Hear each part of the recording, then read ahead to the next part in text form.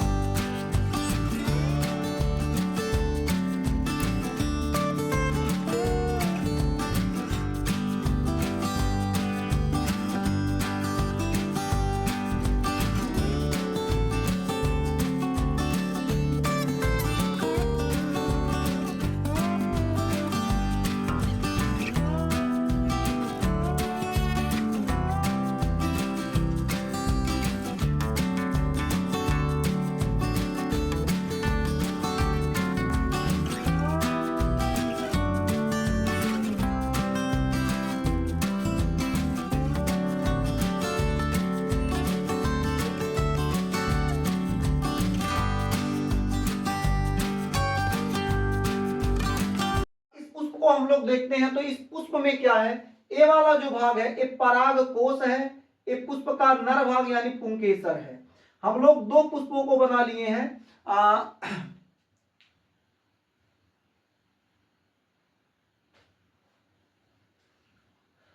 अब इस पुष्प को जैसा कि आप देख पा रहे होंगे, यहां आप देखेंगे तो ये जो पुष्प का नर भाग है, ये पुष्प का क्या है? ये जो नीले रंग से दिखाया गया है नर भाग है, और नर भाग को हम लोग क्या कहते हैं? पुंकेसर कहते हैं। ऊपर वाला भाग आपका क्या हो जाएगा? परागकोश, और परागकोश में क्या पाए जाएंगे? परागकण। अब आइए आपको हम कृत्रिम संकरण समझा दें। कृत्रिम संकरण होता क्या है? तो मेरे देश के अच्छे बच्चे, कृत्रिम संकरण समझते समय कृपया बहुत ध्यान से समझें, ताकि आपको अच्छे से समझ में आ जाए। दिमाग भटकाइएगा नहीं, वरना टॉपिक भटक जाएगा। समझ में आया क्या? चलिए आइए देखते हैं।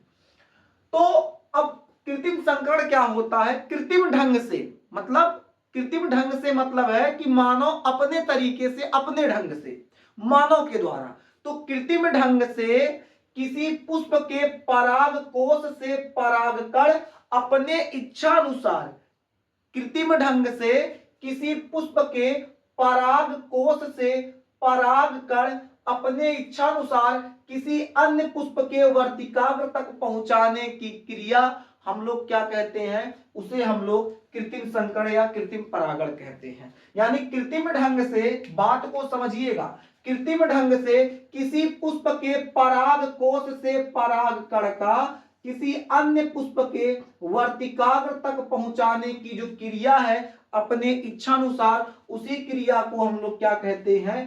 कृत्रिम परागण। तो इस अब देखो ये अलग पादप है, इस अलग पादप में एक अलग पराग कोष है, अलग पराग कोष में अलग परागकण है। अब ये परागकण किसी अन्य पादप के वर्तिकाग्र में हम अपने इच्छा से ला रहे हैं, इसी क्रिया को हम लोग क्या कहेंगे, इसी क्रिया को मेरे देश के नौजवान कहेंगे कृत्रिम संकरण या कृत्रिम परागण, कृत्रिम संकरण या परागण कह दो। समझ में आया क्या? यानी एक अन्य पादप के परागकोश से परागकण लेंगे और अपने इच्छा अनुसार किसी अन्य पादप के वर्तिकाग्र पे ले जाके पहुंचा देंगे, परागण करा देंगे। यही क्रिया आपका कृत्रिम परागण कहलाएगा। नोट करें, अब चलिए नोट करते हैं। तो आप सबसे पहले क्या लिखेंगे, कृत्रिम ढंग से, कृत्रिम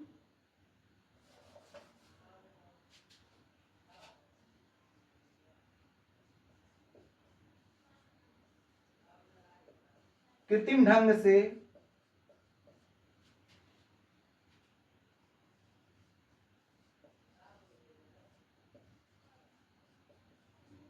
किसी पुष्प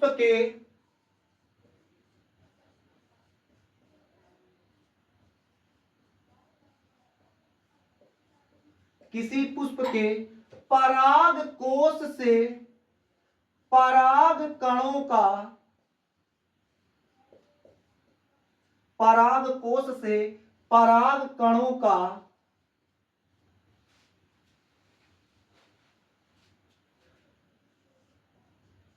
अपने इच्छानुसार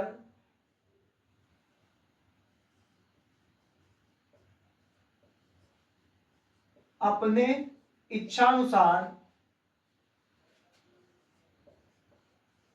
अन्य पादप के वर्तिकाग्र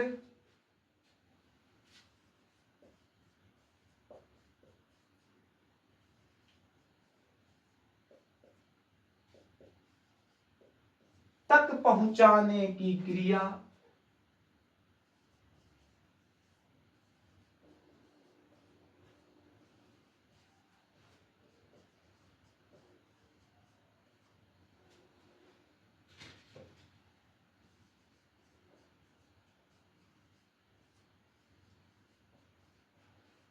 कृत्रिम परागण कहलाता है। समझ में आया क्या? किसी कृत्रिम ढंग से किसी पुष्प के पराग कोश से पराग कणों का अपने इच्छानुसार अन्य पादप के वर्तिकाग्र तक पहुंचाने की क्रिया को कृत्रिम परागण कहते हैं। तो यहाँ कृत्रिम ढंग से पहले एक लिख लीजिएगा, मानव द्वारा। क्या लिखेंगे? मानव द्वारा। यही लिख देते हैं, मानव द्वारा।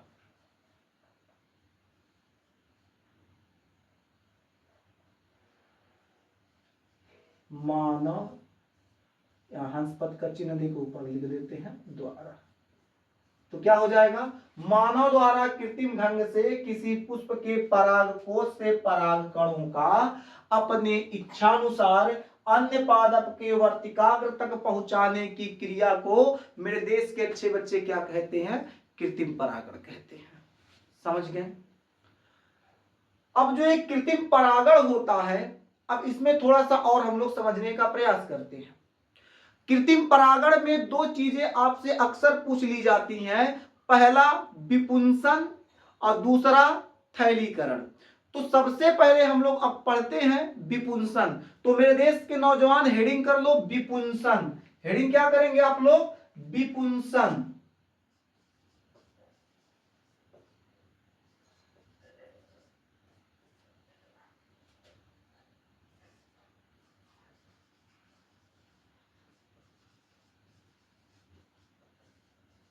इमैस्कुलेशन, विपुंसन। अब समझते हैं विपुंसन क्या होता है, इमैस्कुलेशन क्या होता है।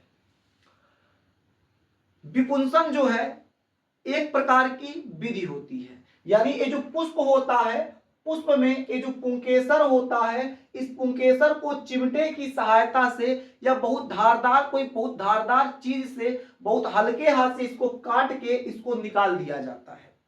जैसे ये आपका पुष्प है, अब इस पुष्प में देखेंगे आप, एक परागकोश है, ये क्या है, परागकोश। अब इस परागकोश में क्या है, परागकण, और ये परागकण क्या करता है, परागण क्रिया संपन्न करता है। क्यों, सही बात है। तो एक धारदार चिमटे की सहायता से या धारदार ब्लेड से क्या किया जाएगा, इस परागकोश को काट कर निकाल लिया जाए। काट कर क्या किया जाए, निकाल लिया जाए। लोग काट कर निकालेंगे सबको। निकालने के बाद यही जो पूरी प्रक्रिया है, इसी प्रक्रिया को यानी काट कर निकालना, उसको अलग कर देना ताकि इसमें स्वपरागण की क्रिया ना हो सके। तो धारदार ब्लेड से या चिमटे की सहायता से जब पराग कोश को काट कर निकाल लिया जाता है या अलग कर दिया जाता है, तो यही क्रिया बाबू क्या कहलाता है, विपुंसन कहलाता है। आसान है ना। यानी धारदार ब्लेड से या फिर चिमटे की सहायता से हम इस नर वाले भाग यानी परागकोश को काट के निकाल दे, निकाल के हटा दे, यही क्रिया क्या कहलाएगा, विपुंसन कहलाएगा। नोट कर लेते हैं।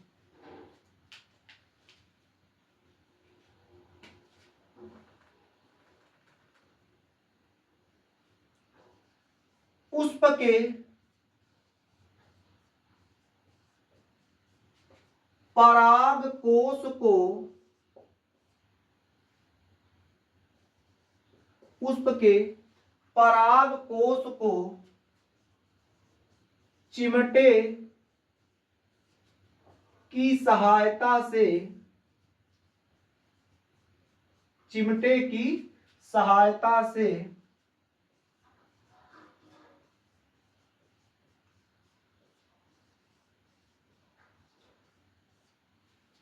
अलग करने की क्रिया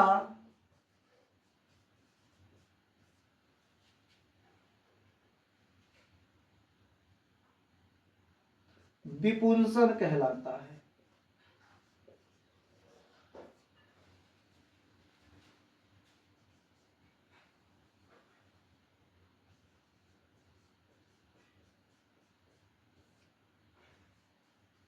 क्या कहलाता है मेरे देश के अच्छे बच्चे, विपुंसन कहलाता है।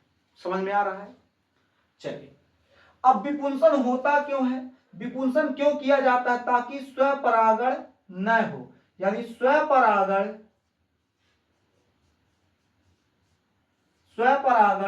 को रोकने के लिए, रोकने हेतु लिख लो, स्वपरागण को रोकने हेतु। ठीक है, आगे बात करें, बिल्कुल बात किया जाए। अब हम लोग विपुंसन के बाद पढ़ेंगे थैलीकरण। अब थैलीकरण क्या होता है, कहेंगे सर विपुंसन तो एकदम मां कसम मजा आ गया एकदम समझ में, लेकिन अब थैलीकरण क्या होता है, तो पहले हेडिंग तो कर लो, हेडिंग करो थैलीकरण। थैलीकरण, अब थैलीकरण क्या होता है इसको समझते हैं। तो थैलीकरण को हम लोग क्या कहते हैं, बैगिंग।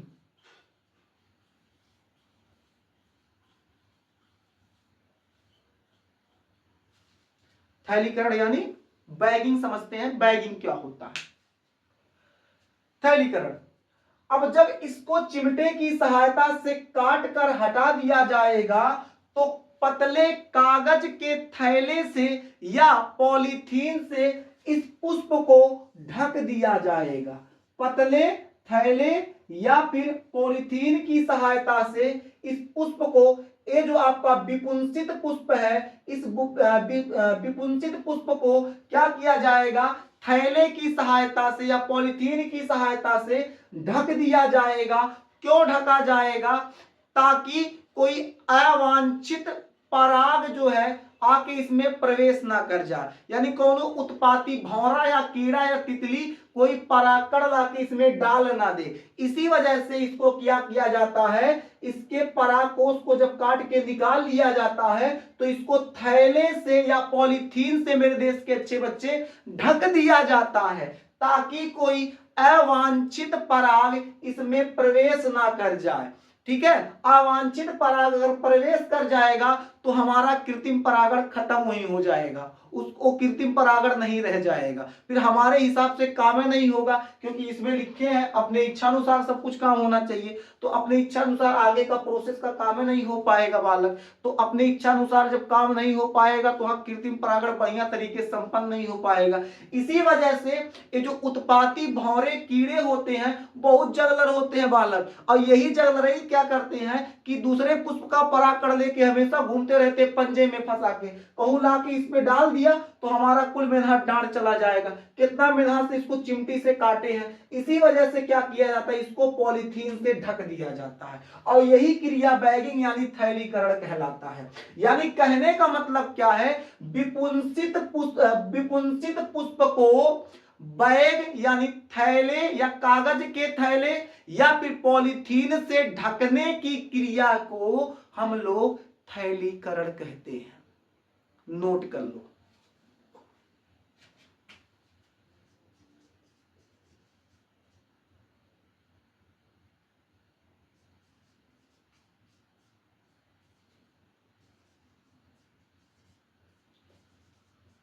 विपुंसित पुष्प को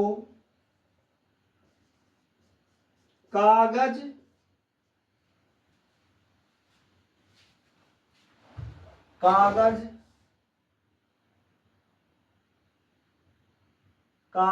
के थैले या कागज के थैली लिखो, कागज के थैली या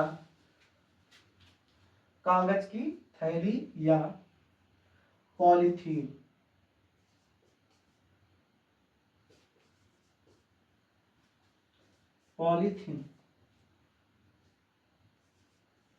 से ढकने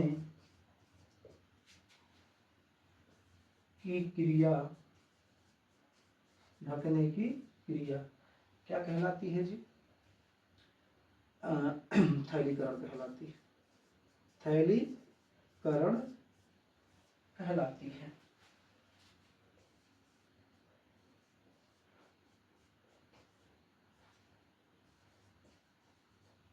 क्या कहलाती है, थैलीकरण कहलाती है। बात समझ में आ गया।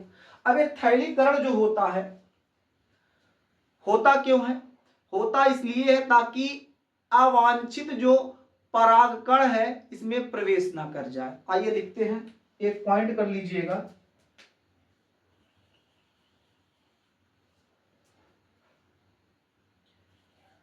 अवांछित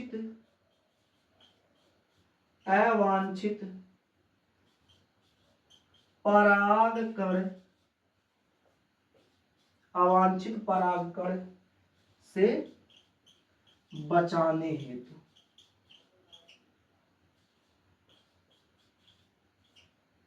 क्यों किया जाता है, अवांछित परागकण से बचाने हेतु। उसके बाद जब ये सब क्रिया हो जाएगा अपना, तो जैसे हमारा इच्छा कर रहा है हम कोई परागकण इसमें प्रवेश कर रहे हैं, तो क्या करेंगे, यानी हम अपनी इच्छा से जो परागकण लाएंगे वो वांछित होगा, और जो हमारी इच्छा से ना आए वो अवांछित होगा। हमारी इच्छा से कौन नहीं आएगा, जो भौरा लेके आएगा, जो तितलियां लेके आएंगी, जो छोटे छोटे कीट लेके आएंगे, वो अवांछित परागकण है। हम लोग जो लाएंगे वो आपका वांछित परागकण हो जाएगा। तो वांछित परागकण क्या होता है, जब इसमें पॉलीथीनिया इसे उठाएंगे, वांछित परागकण इसमें डाल देंगे, फिर पॉलीथीन को इसको ऐसे रख देंगे। ठीक है, तो यानी आप लोग इस एक बात याद रखिएगा, अब जगह नहीं है तो आपको ऐसे समझा देते हैं, वांछित परागकण के परागण के बाद पुनः इसको क्या किया जाता है, ढक दिया जाता है। यानी अभी इसको काट लिया गया, फिर अब इसमें परागकण लाया जाएगा, तो वांछित परागकण हम लेके आएंगे और परागण क्रिया करा दिए पॉलीथीन हटा के, और कराने के बाद फिर ढक दिया जाएगा। समझ में आ गया। अब आप कहेंगे सर ये जो कृत्रिम संकरण या कृत्रिम परागण है ये हो क्यों रहा है, तो देखिए कृत्रिम परागण इसलिए आवश्यक है बाबू, अच्छी फसल तैयार करने के लिए इसकी आवश्यकता होती है। अगर किसी पादप में, किसी फसल में कोई कमी आ रहा है, उस कमी को दूर करने के लिए और एक अच्छे वैरायटी का फसल तैयार करने के लिए, नई फसल तैयार करने के लिए क्या किया जाता है, कृत्रिम संकरण या कृत्रिम परागण कराया जाता है, जिससे अच्छे क्वालिटी का फसल तैयार हो सके। ऐसा परागण बाबू कई पौधों में या फिर कई प्रकार के बीजों में या फिर कई प्रकार के पौधों में कराया जाता है। जैसे आपका गेहूं हो जाएगा, मक्का हो जाएगा, जई हो जाएगा। ऐसे कई पौधे हैं जिनमें ये संकरण कराया जाता है और खेत में बेहतर उत्पाद किया जाता है, बढ़िया से उसका पैदावार बढ़ा लिया जाता है। बात समझ में आया कृत्रिम संकरण? तो इसको नोट कर लो। फिर मिलेंगे आपसे अगले क्लास में, तब तक के लिए जय हिंद।